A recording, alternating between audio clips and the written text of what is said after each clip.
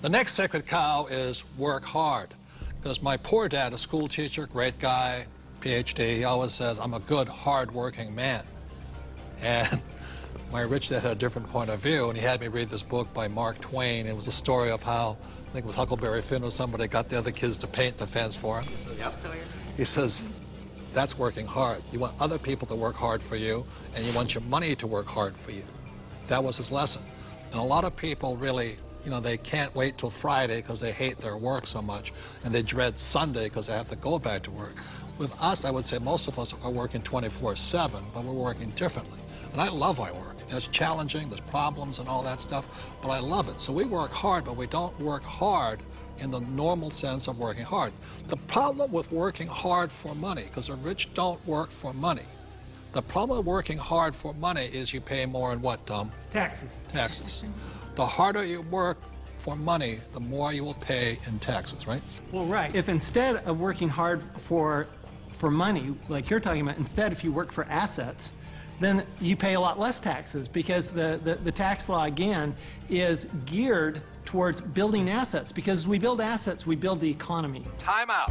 The big difference between E's and S's and B's and I's, E's and S's focus on the income statement, and B's and I's focus on the asset column. My rich dad simply said to me, he says, assets put money in your pocket whether you work or not, and liabilities take money from your pocket. For example, my house is a liability because it takes money from my pocket every single month. Yet my rental properties are assets because they put money in your pocket whether you work or not. One of the reasons so many people are struggling financially today is they're buying liabilities they think are assets. As we build assets, the economy grows, and the employees get benefits also, because now we have more jobs for more employees. But on Michael's side, why are people working so hard is because the Fed's also working hard printing money, right? Yeah, people. I've got friends that just say, I need to get more hours, or I need to get a second job or something like that. They're working harder to make a few more dollars, but they don't realize that over this entire past decade, the average in real income after inflation has been falling. So the harder people work, the less they're making anyway, because the government and the Federal Reserve, the banking system, they're basically stealing it from them. Can we bring in the bags of coins right now? Thank you. I'm not going to hold that. Oh, I'll give you an example. In the year 2000, one gold coin cost $300. So this is $300 in U.S. quarters. Today, in 2010, that same gold coin, it takes $1,100 to buy the same coin.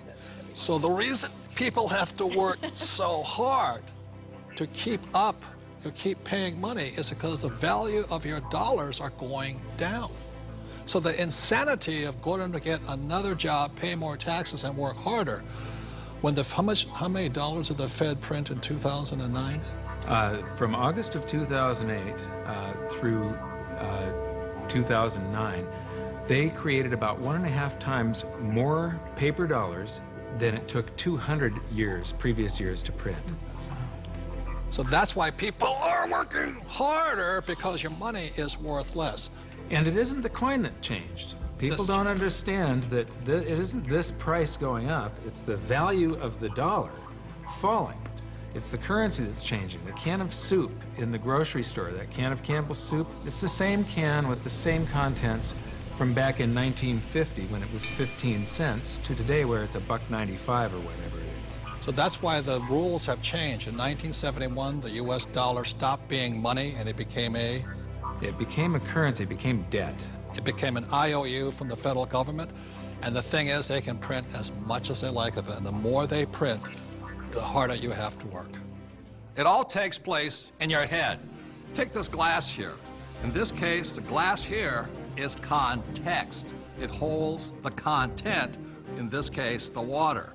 E's and S's have a different context than B's and I's. Having a different context, E's and S's attract the sacred cows like go to school, work hard, live below your means. B's and I's, having a different context entirely, attracts a different type of content, different type of information, different type of education. Money is created out of your head. If you're a true B and I, you're not concerned. is because just like the Fed, we can print our own money.